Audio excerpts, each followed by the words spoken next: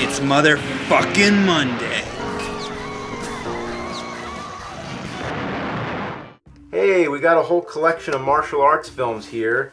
I was familiar with these actually back in the 90s, I think.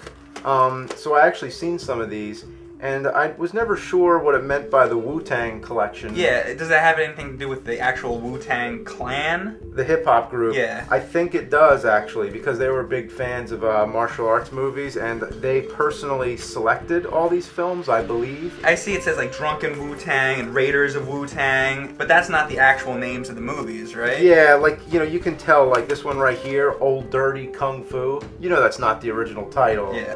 I noticed in the beginning of these tapes, there's an advertisement for a rap magazine. So it's not normally what you would see for an advertisement at the beginning of a martial arts movie. Yeah, you'd see like an advertisement for like another action movie or something like that. But that was the first thing that clued me in. But some of these movies are really funny. I've seen most of these, and this one right here, Drunken Wu-Tang, yeah. This movie is hilarious. I've always wanted to review this one, but I've never had time. So why don't you check this movie out and take it away? Alright, does it suck? Well, you'll find out. Alright, I'll check it out. Let's go.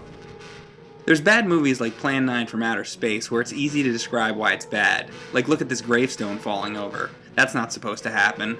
Or look, here you can see the boom mic. So it's easy to tell what's wrong with it. That's one kind of bad movie. But Drunken Wu-Tang is the kind of bad movie where, while watching it, you sit there thinking, what the fuck? You know it's bad, but putting it into words is nearly impossible. Let's take a look at the plot. There's a guy dressed in red known as the Old Devil, and he's the film's villain. He kills a fortune teller who knocks over a screen where a man is sitting. Then there's a flashback where we see the history of the Old Devil character and how he was captured and punished for trying to steal a sacred scroll. During this flashback, there's a judge that has him tortured by having the skin on his hand peeled off. Then back in the present, a fight ensues between the two of them. The purpose of the fight is that the Old Devil wants to know the location of the sacred document that holds great power, and they each have weird weapons. The judge wears a suit covered in nails, and he stabs his opponents by jumping on them. And the Old Devil has a cannonball-type weapon that shoots out smaller cannonballs.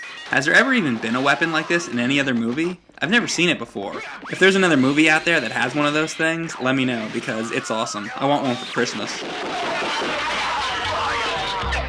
Then we cut to a golf cart-sized mouse going down the street, pedaled by someone known as Ratface, because his face looks like a rat. There's no viewports on this mouse machine, so he continually smashes into things. And it doesn't help that he's driving drunk either. He crashes through a building and destroys an important statue. Because of this, he's sentenced, and as a punishment is sent out to find a boy to perform in some dragon festival celebration or some crap. Ratface is the drunkard in which this movie's titled after. What a great thing to go through life named as, Ratface. Then we cut to yet another storyline with a practicing Taoist that lives with his grandmother, who's played by a man. It's a man, baby! He's the one that directed this movie, and he plays two characters, Ratface and the grandmother. This is actually the third in a trilogy of movies. The first two are called Miracle Fighters and Shaolin Drunkard. So the grandmother is the keeper of this ancient scroll that holds great magical powers. She also smokes a bong, and I think that's probably a necessity for this movie. She trains her grandson by sending him to a house of traps to test his skills and prove himself worthy of the ancient magic. He has to avoid all kinds of insane death traps. One of them is having to walk over a pit of firestones with bare feet.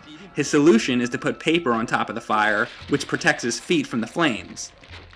Next time I'm at the grocery store, I'll have to ask which aisles the fireproof paper towels are in, because I must have missed that those exist. Eventually he has to face this thing called the banana monster, which doesn't resemble a banana at all. Jesus Christ, look at that. It uses its tentacle arms to bounce around the room, and it can even talk. Okay then. The grandson fails the test and instead goes to see his girlfriend, and along the way stumbles upon Ratface, who's battling the Shining Knight and the Fat Bitch. The Knight has a crazy way of fighting where he dances around like a robot. As for the Fat Woman, her maneuver is sitting on people and pounding them into the dirt. A princess then also joins the fight, using long ropes of cloth that fly out and knocks people around. You know, I've seen other movies that do this, like Robo-Vampire. Would it really hurt if somebody threw a cloth at you? It's a damn cloth. It's not like getting hit with a crowbar. It's like throw a dish rag at somebody sometime and see if they fall over. Probably not. And all the while Ratface is fighting with his drunk-ass style, wobbling all about. Maybe this movie's kind of a tribute to Jackie Chan's Drunken Master. The banana monster seems to want to rape its enemies more than it wants to fight them, like when it uses its arms to massage the devil's ass and rip his balls off. There's some scenes that drag on too long and are boring, but the basic idea here is that the grandson and Ratface have to work together in order to defeat the old devil. The end battle is insane. They kick the shit out of each other and fly all over the place on wires.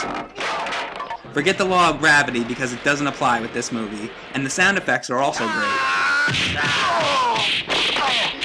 I'm not going to pretend I know a lot about Chinese and Japanese culture because I don't.